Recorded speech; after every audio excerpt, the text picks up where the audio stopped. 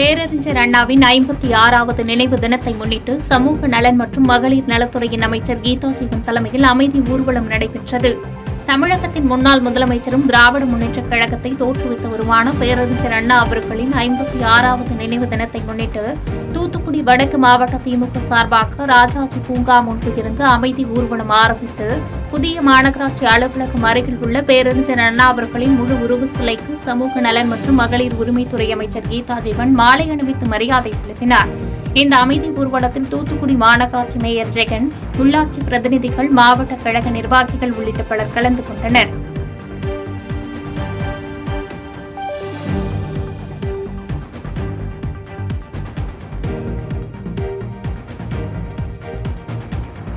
ரூபாய்க்கும் 1000 ரூபாய்க்கும் வாக்குகளை விற்கும் வரை இந்த நாடும் மக்களும் வாழ்வது என்பது சாத்தியமே இல்லை என்று ஈரோடு கிழக்கு தேர்தல் பிரச்சாரக் கூட்டத்தில் சீமான் விமர்சித்துள்ளார்.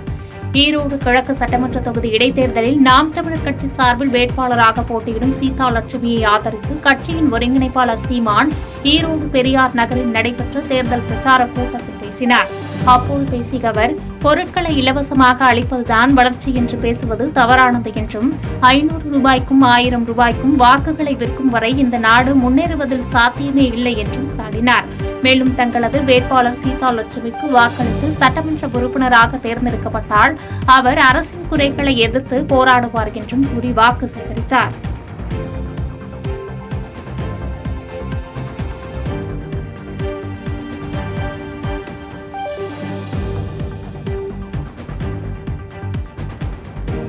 பெரியாரை விமர்சிப்பவர்களை வேடிக்கை பார்க்க முடியாது என்று விடுதலை சிறுத்தைகள் கட்சி தலைவர் திருமாவளவன் எச்சரிக்கை விடுத்துள்ளார்.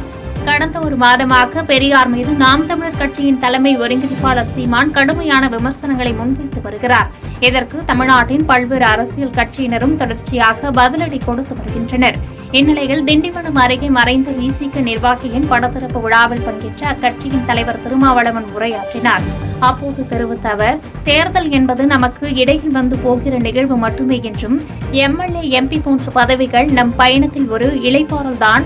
விசிக இன்னும் மக்கள் இயக்கமாக வலிமை பெற வேண்டும் என்று நிர்வாகிகளுக்கு அறிவுறுத்தினார். தொடர்ந்து பேசிய திருமாவளவன், பெரியார் பற்றி கொச்சையாக பேசக்கூடியவர்கள் தமிழ்நாட்டில் முளைத்திருப்பதை நாம் வேடிக்கை பார்த்து கொண்டிருக்க முடியாது என்றும், பேசுபவர்கள் பின்னால் யார் இருக்கிறார்கள் என்பது தெரியும் என்று கூறிய திருமாவளவன், அவர்கள் அரைவேற்காட்டுத்தனமாக அரசியலை செய்து வருவதாகவும் விமர்சித்துள்ளார்.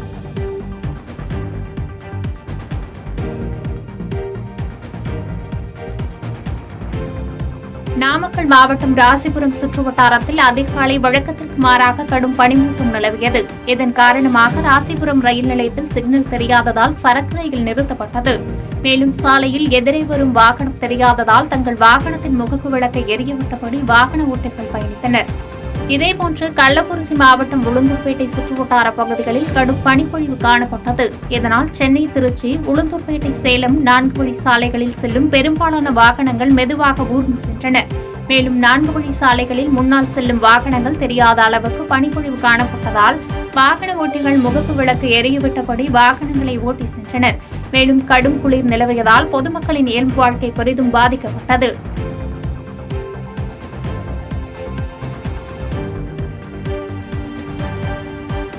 மதுரையிலிருந்து கோடிநாயக்கனூர் வரை 110 கிலோமீட்டர் வேகத்தில் இயக்கப்பட்ட மின்சார ரயில் என்ஜின் சோதனை ஓட்டம் நடைபெற்றது. சோதனை ஓட்டம் தொடங்கப்படுவதை முன்னிட்டு ரயில்வே இருப்பு பாதைகளில் உள்ள மின்சார கம்பிகளில் 25,000 வோல்ட் மின்சாரம் செயல்திறன் நடைமுறைக்கு கொண்டுவரப்பட்டது. மதுரையிலிருந்து கோடிநாயக்கனூர் ரயில் நிலையம் வரை முதன்முறையாக 110 கிலோமீட்டர் வேகத்தில் மின்சார ரயில் என்ஜின் சோதனை ஓட்டம் நடைபெற்றது. ஆண்டிப்பட்டி, கணவாய் மற்றும் கோடிநாயக்கனூர், பூதிபுரம் அருகே உள்ள பாலங்களில் வேகம் குறைக்கப்பட்டதன் காரணமாக கோடிநாயக்கனூர் வந்தடைவதற்கு 1 மணி நேரம் 36 நிமிடம் ஆனதாக கூறப்படுகிறது. மேலும் இந்த சோதனை ஓட்டத்தை முன்னிட்டு காவல்துறையினர் பாதுகாப்பு பணியில் ஈடுபட்டிருந்தனர்.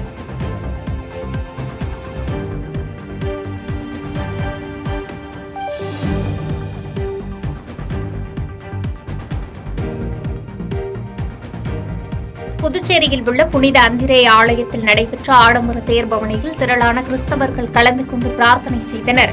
புதுச்சேரி ரெட்டியார்பாளையம் பகுதியில் புனித அந்திரேய ஆலயம் உள்ளது. பேராலயத்தின் 280ஆம் ஆண்டு பெருவிழா கடந்த மாதம் 24ஆம் தேதி தொடங்கி நடைபெற்று வரும் நிலையில் விழாவின் முக்கிய நிகழ்ச்சியான காணிக்கை மாதா திருவிழா வெகு விமர்சையாக நடைபெற்றது. முன்னதாக சிறப்பு திருப்பலி நடைபெற்றதைத் தொடர்ந்து அலங்கரிக்கப்பட்ட தேரில் குழந்தை இயேசுவை சுமந்து இருந்த மேரி மாதாவின் சொரூபம் வைக்கப்பட்டது. தொடர்ந்து நடைபெற்ற ஆடம்பர தேர் பவனியில் திரளான கிறிஸ்தவர்கள் கலந்து கொண்டு பிரார்த்தனை செய்தனர்.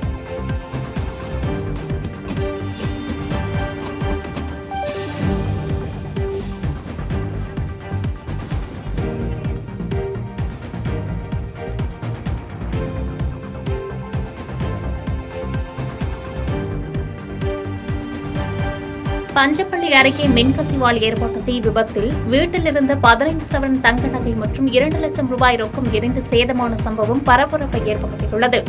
தருமபுரி மாவட்டம் பஞ்சப்பள்ளி அருகே பாளையம் கிராமத்தைச் சேர்ந்த செல்வராஜ் சக்தி பிரியா தம்பதி வீட்டில் இருந்த மின் மீட்டரில் திடீரென மின்கசிவு ஏற்பட்டதாக கூறப்படுகிறது.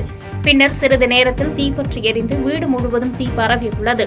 இச்சம்பவம் குறித்து தகவல் அறிந்த பாலக்கோடு தீயணைப்புத் துறையினர் சம்பவ இடத்திற்கு விரைந்து சென்று தண்ணீரை பீச்சி அடித்து தீயை அணைத்தனர்.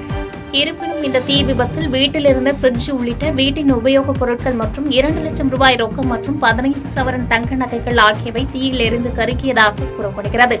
இந்நிலையில் தீ விபத்து குறித்து பஞ்சப்பள்ளி காவல்துறையினர் வழக்கு பதிவு செய்து விசாரணை நடத்தி வருகின்றனர்.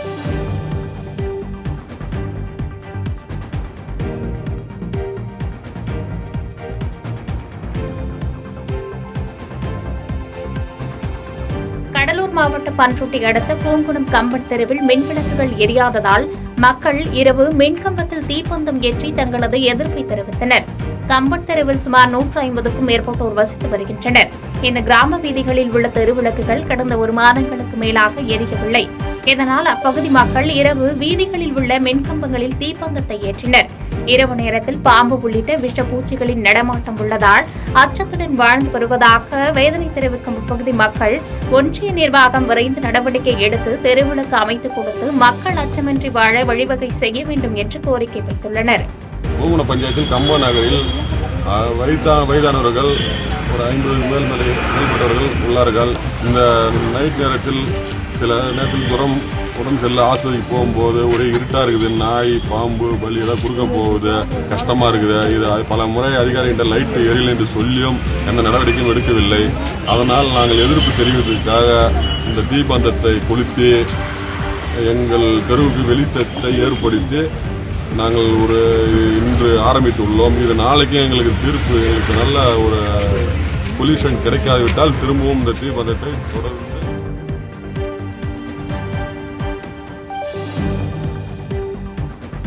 தென்காசி அதிமுக தெற்கு மாவட்ட இலக்கிய அணிக்கு புதிதாக நியமிக்கப்பட்ட நிர்வாகிகள் கலந்து ஆலோசனைக் கூட்டம் பாவூர் சத்திரம் மாவட்ட அலுவலகத்தில் மாவட்ட கழக செயலாளரும் முன்னாள் சட்டமன்ற உறுப்பினருமான செல்வ மோகன்தாஸ் பாண்டியன் தலைமையில் நடைபெற்றது. மாவட்ட இலக்கிய அணி செயலாளர் நெல்லை முகிலன் முன்னிலையில் கூட்டத்தில் தென்காசி அதிமுக தெற்கு மாவட்டத்திற்கு புதிய இலக்கிய அணி நிர்வாகிகளை அறிவித்த அதிமுக பொதுச் செயலாளர் எடப்பாடியாருக்கும் பரிந்துரை செய்த மாவட்ட செயலாளருக்கும் நன்றி தெரிவித்த தீர்மானமும், திமுக ஆட்சியில் போதைப்பொருள் புழக்கத்தால் சீரழிந்து வரும் இளைய சமுதாயத்தை காத்திடவும் உள்ளிட்ட பல்வேறு தீர்மானங்கள் நிறைவேற்றப்பட்டது. இந்நிகழ்ச்சியில் அதிமுக நிர்வாகிகள் பலர் கலந்து கொண்டு சிறப்பித்தனர். பாதகம் செய்பவரை கண்டால் நாம் பயம் கொள்ளலாகாது பாப்பா. மோதி மிதித்துவிடு பாப்பா, அவர் முகத்தில் உமிழ்ந்துவிடு பாப்பா. அண்மை செய்திகளை உடனுக்குடன் தெரிந்து கொள்ள இணைந்திருங்கள் எம் நாடு தொலைக்காட்சியுடன்.